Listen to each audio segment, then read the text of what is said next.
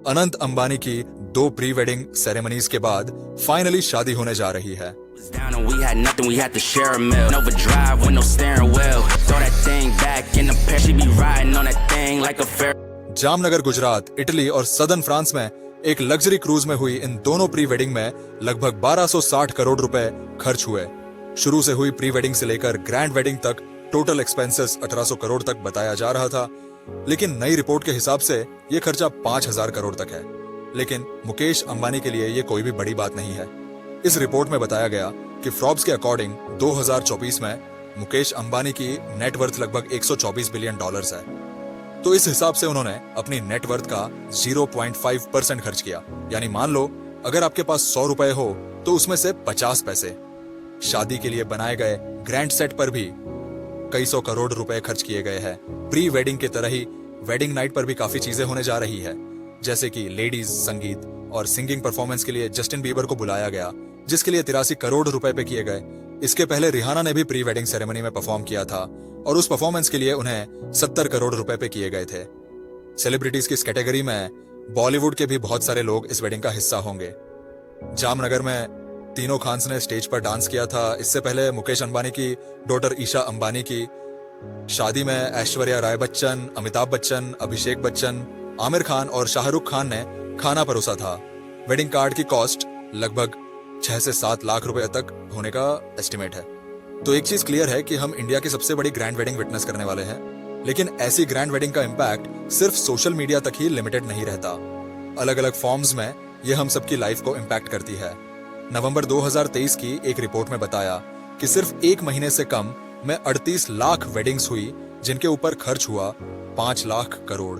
वहीं एक दूसरी रिपोर्ट के अकॉर्डिंग इंडियन वेडिंग इंडस्ट्री का साइज 10 लाख करोड़ बताया गया, जो फूड एंड ग्रोसरी इंडस्ट्री के बाद सेकंड नंबर पर आती है। अब लगे कि ये तो एक बड़ी इकोनॉमी एक्टिविटी का हिस्सा है, लेकिन इन चेंज होती प्रैक्टिसेस और नए नए ट्रेंड से एक्सपेंसिव होती मैरिजेस इंडिया की पॉपुलेशन के एक बड़े हिस्से के लिए काफी प्रॉब्लमेटिक और चैलेंजिंग होती जा रही है। इंडियन फैमिलीज में जो शादी कभी फेस्टिवल की तरह सेलिब्रेट की जाती थी, आज वो financial burden, unnecessary responsibilities, unhealthy social pressure और कैपेसिटी से बाहर शो ऑफ करने का कारण बन गई है। इंडियन सोसाइटी में शादी की इंपॉर्टेंस बहुत ज्यादा है और इसे हम सभी एक फेस्टिवल की तरह सेलिब्रेट करते हैं। रामायण महाभारत से लेकर वैदिक टेक्स्ट में भी हमें शादी और इसकी इंपॉर्टेंस के बारे में लिखी बहुत सारी इंफॉर्मेशन मिलती है। यानी कि इंडियन सोसाइटी में और स्पेशली हिंदू रिलीजन में शादी एक हजारों सालों से फॉलो होने वाला कल्चरल ट्रेडिशन है। लेकिन आज के टाइम में शादी किसी कल्चर और संस्कार तक ही लिमिटेड नहीं है, क्योंकि टाइम के साथ हुए सोसाइटल चेंजेस ने शादी को कल्चर ट्रेडिशन से हटाकर सोशल स्टेटस का एक सिंबल बना दिया है। हर कुछ टाइम के बाद शादी के सेलिब्रेशन में नई नई प्रैक्टिसेस ऐड होती जा रही है, जिनका ट्रेडिशन और कल्चर से कोई लेना देना नहीं है। चाहे वो प्री वेडिंग सेरेमनीज हो, प्री वेडिंग फोटोशूट हो, ये सारी प्रैक्टिसेस कुछ ही सालों में शुरू ही है। इंडिया के बड़े सेलिब्रिटीज और बड़ी बिजनेस फैमिलीज ही इन ट्रेंड को सेट करती है, उन पर 1000 करोड़ रुपए खर्च करके, और फिर इन्हीं ट्रेंड को ज्यादातर इंडियन लोग अपना लेते हैं। जहां सोशल मीडिया ट्रेंड को पॉपुलर करने का काम करता है, वहीं पहले ये काम टेलीविजन किया करता था, जिसका बड़ा एग्जाम्पल है शादी के बाद होने वाली हनीमून ट्रिप। आज से 30-40 साल पहले तक इंडियन सोसाइटी का एक बड़ा हिस्सा इन चीजों के बारे में नहीं जानता था, लेकिन लेट 90s में बनी बॉलीवुड की बहुत सारी फैमिली ड्रामा और मैगजीन में सेलिब्रिटीज की पिक्चर और मूवीज, जिनको मैरिज के आसपास रखा गया था, उन्होंने हनीमून के स्टैंड को पॉपुलर करने में काफी काम किया। आज इंडिया की मैक्सिमम फैमिली मिडिल क्लास या फिर उससे नीचे वाली कैटेगरी में आती है। वही मिडिल क्लास फैमिलीज की इनकम पर हुई एक रिपोर्ट ये बताती है कि टियर 1 सिटीज में 30,000 और टियर 2 सिटीज में एक एवरेज फैमिली 27 ज़हर पर मंथ कमाती है।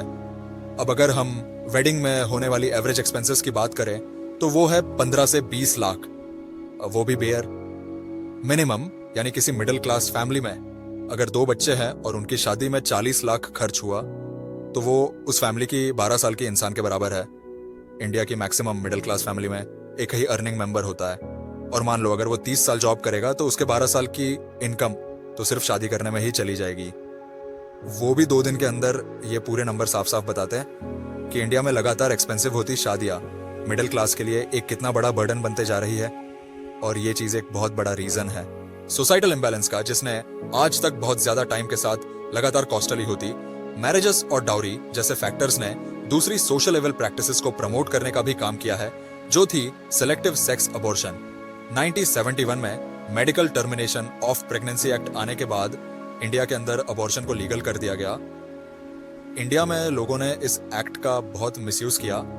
प्रेगनेंसी से पहले लोग पता लगाने लगे कि बॉय होगा या फिर गर्ल, जो भी मिडिल क्लास फैमिली से है, वो इस चीज से रिलेट कर पाएगा कि कैसे छोटे से छोटे खर्चे के लिए घर में एक डिस्कशन होता है और पेरेंट्स अपनी सारी नीड्स को कॉम्प्रोमाइज करते हैं। स्पेशली घर में जो अर्निंग मेंबर होता है वो स्टार्टिंग से इस चीज की प्लानिंग करके चलता है, अपनी डेली नीड्स को इग्नोर करते हुए छोटी से छोटी सेविंग करने की कोशिश करता है।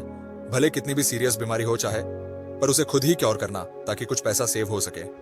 अगर किसी की शादी में 15 डिश बनी तो हम 18 बनवाएंगे, मतलब जितना पैसा शादी में खर्च किया जाएगा सोसाइटी में आपकी इमेज उतनी ज्यादा बड़ी होगी।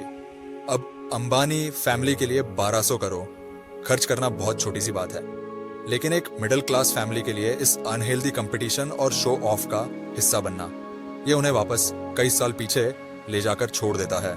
शादी में दहेज लेना आज भी बहुत नॉर्मल सी बात है।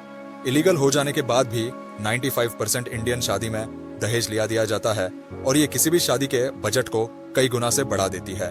और कई बार इस फॉर्मेलिटी को पूरा करने के लिए लोगों को अपनी प्रॉपर्टी तक बेचनी पड़ती है।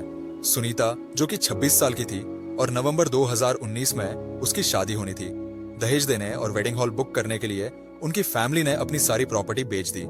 लेकिन शादी के दिन लड़के की साइड से कार की डिमांड रख दी गई और सुनीता की फैमिली वो डिमांड पूरी नहीं कर पाई, तो वो शादी वहीं पर रुक गई।